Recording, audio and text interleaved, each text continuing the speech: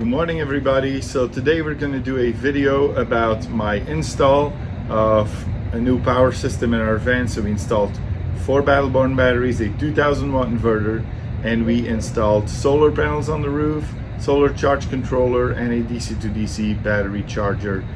You're going to see everything in this install and how we did it. I already done the install. I didn't video while I was doing it because it's such a tedious job, and you know it would take me way too long to complete it if I would video while I'm doing it. So I'm gonna go over everything I've done so you guys can see exactly what it entails.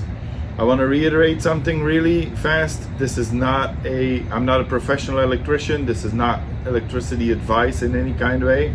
So if you attempt this install, please consult a professional. A lot can go wrong with electricity.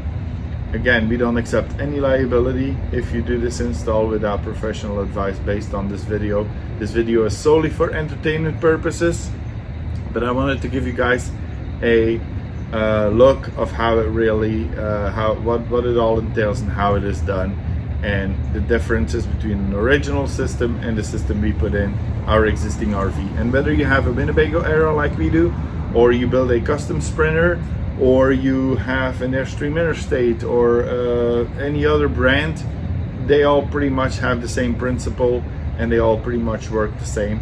So I hope you enjoyed this video, and if you do, please consider giving this video a like and subscribe to our channel to see more videos or to get notified when we upload more videos.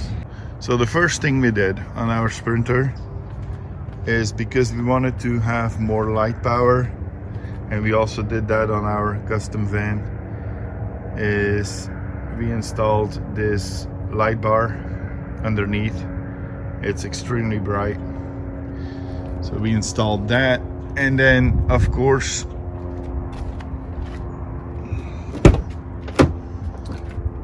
we went with these blinds. These blinds are awesome. It's kind of the same fabrication as the front blinds, but if you close them, it's pretty awesome at night. There you go, van closed, total privacy, you know. And then in the front window does the same thing, so you get a total privacy in your side windows. Then if we move to the dash, we installed a Pioneer head unit where the original Winnebago unit used to be.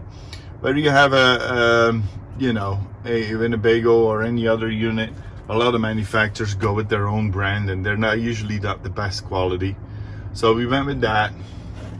And then here on the bottom we have that battery boost function and radio power function, where we installed the port for our Apple CarPlay function. So all we need to do is hook our cell phone into that, and we have our GPS, music, everything at our disposal right there. All right, under the front seat of the van, what we did is, and again, whether you have an Interstate or you have an ERA or anything else, they're all, I think, pretty similar when it comes to that. Anyways, this ERA has a solenoid that activates the charging of your batteries in the back, which is good for AGM batteries. However, lithium batteries require a more stable charge, which is why we installed a Victron DC to DC battery charger.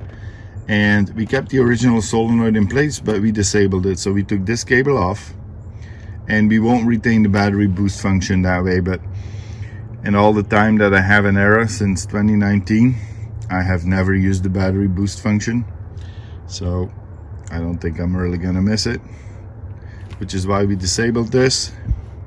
And we use this basically as a bus bar for our DC to DC charger.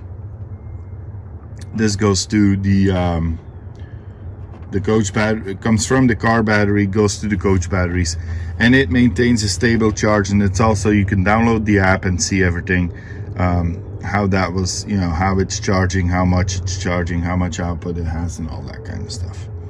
Really good system. So I just need to tie this up. I'm probably gonna put it against that wall there, and then that'll be it for this part of the installation. Going towards the back of our ERA, we can see I installed everything there in that nook. We used to not use this nook for much of anything anyways, because you had to reach way back in there from the trunk to be able to put anything there. So that seemed like an ideal place to put the inverter and 2 of the batteries. The other 2 batteries are retained in the same place as where the original batteries come. They're underneath the coach on the outside. However, I have to tell you that if you do stuff like that, you got to wrap them in a Reflectix blanket and use Battleborn sells the heating elements for it with a temperature sensor that as soon as it goes below 45 degrees, it basically activates the heating element on your batteries, because lithium batteries don't like to be cold. Alright, so what do we have here? Basically this comes from our solar system. So what we did in your dresser behind this wall is your whole electrical wall that comes out to the front where you can access it, where all your panels are. So you gotta take that apart. And then we came from up there with a wire from our solar, wired it through here, and then basically put our solar charge controller there. And then, so you got 2 wires coming in from your solar system, and then 2 wires going out. The wires going out are going to both bus bars. We have a positive bus bar and we have a negative bus bar right there. So from the bus bar, from the positive bus bar, we have also a battery cable going to our inverter and a battery cable going to our main switch. And then from that main switch it goes to the battery. Batteries are hooked up in parallel with each other. And then same thing for our negative side. Comes from the solar, goes into the negative bus bar, and then from the negative bus bar it goes to a shunt, which is that thing right here. A shunt is used for a battery monitor, so you basically hook it up, and I will put the diagram of this in our in the description below if you want to do this install. I gotta say it again, and I can't reiterate that enough. I am not a professional. This is not advice. I would strongly advise you, if you do your own install, consult a professional, because this is not electrical advice. So we don't accept any liability if you do your own install based on this video. Can't reiterate that enough, because with electricity a lot can go wrong. So, and then from your battery system, from the negative, it goes to that thing below.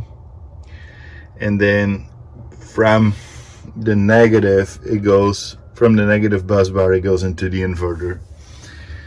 The blue cable coming out of our inverter goes to our control panel. And then the white cable that you see right here goes to our shunt and connects the battery monitor to it. We also have 2 cables coming out right here, which is basically your cable from your input for your 110 volts. Where do we find that? It's pretty easy. You have to open your other box, and I think for a lot of manufactured coaches this is the same thing. They all have a transfer switch, they have a generator, they have shore power, meaning they have to have a transfer switch that detects where the power is coming from. If your generator is running, the transfer switch is going to pull power from your generator and feed it to your coach. Standard, how it works is, this cable that comes out of there on the top is going straight to the main breaker of your breaker box, which in our case is located right there. But again, it depends on your manufacturer where they locate it, but they will all have it. They will all have the same thing. Anyway, it comes from this box here. This is your This is your transfer switch, and it goes from there into your main breaker. So that detects, if you plug in shore power, it'll detect that there's shore power and give you power. If you put on a generator, it'll detect that as well. If you want to install an inverter, what we need to do is divert this cable first to our inverter. Because this is an Inverter-Charger, what we had to do was, see, this is where that cable runs now. I had to put it through here, and then it comes out here, and it goes into our inverter right there. At that point, if you run your generator, it detects it has power. If you plug it into shore power, it also detects that it has power. And then the white cable that you see coming out, that's your AC out. That cable basically goes from your inverter all the way to your main breaker box.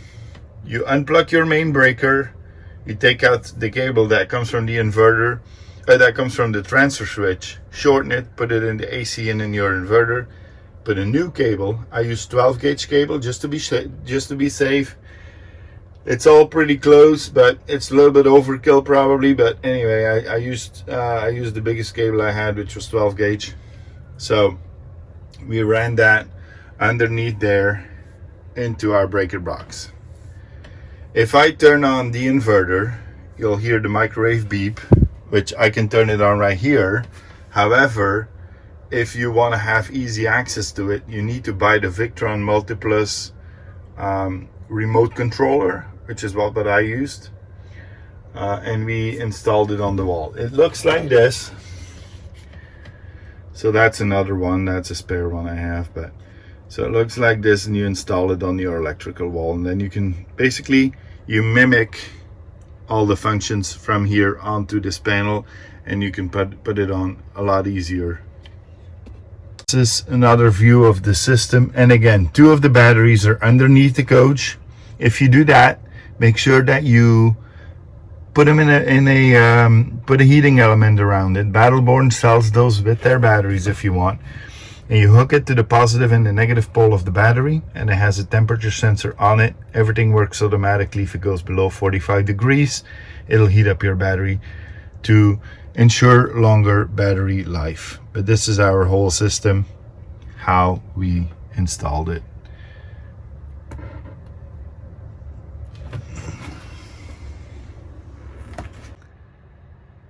So this is our electrical wall here in our ERA, but again, depending on the manufacturer, I think it's just it's going to be a little bit different, but the basics of that system is going to be the same. So we installed our battery monitor on top.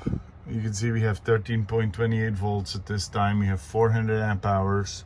The inverter set to off.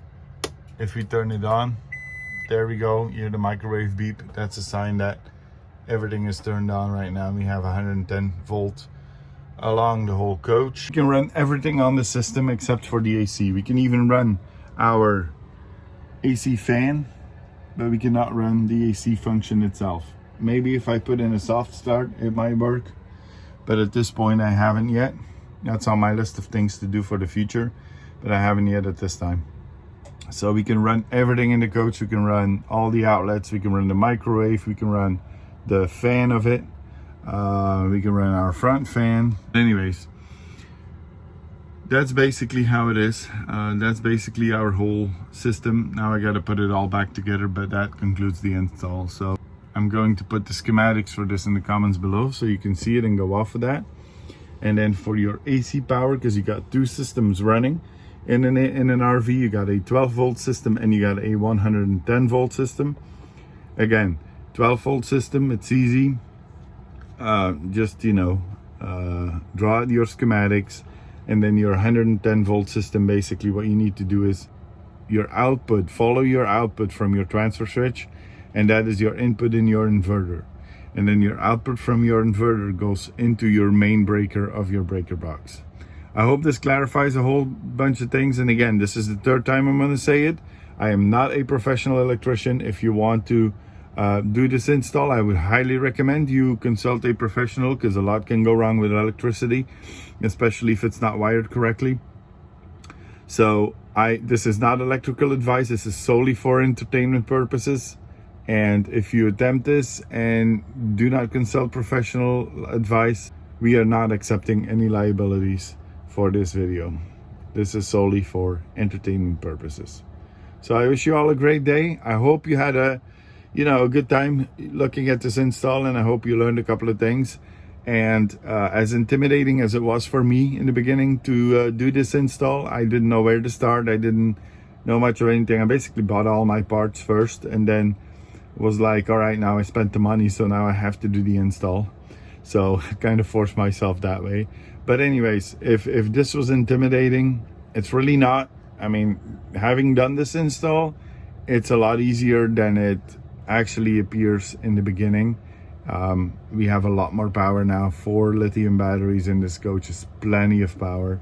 So I wish you all happy travels, and thank you for watching the video.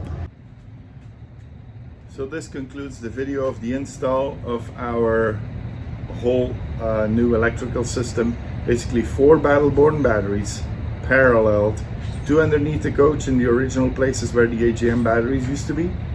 And then we go from there. We have a 2000 watt inverter. We have a positive bus bar, a negative bus bar, a master switch to turn it on or off. And then we have a solar charge controller, 3 panels of 110 watts each of solar. And then we have a DC to DC battery charger that we use in the front.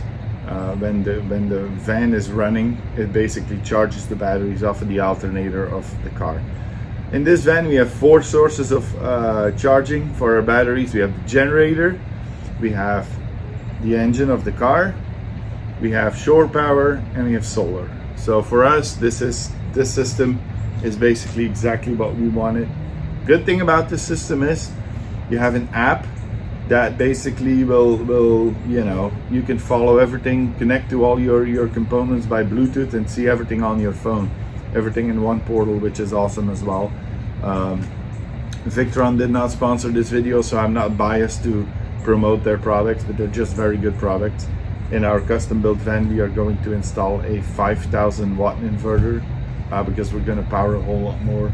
So that is this for this install. I hope you enjoyed this video. If you enjoyed it, please give this video a like or subscribe to our channel for more videos.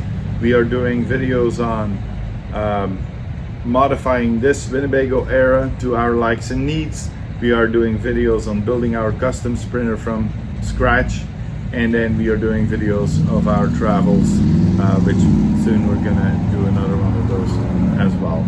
So I hope you like this video. Please like this video, please subscribe to our channel, and then we'll see you next time. Ciao.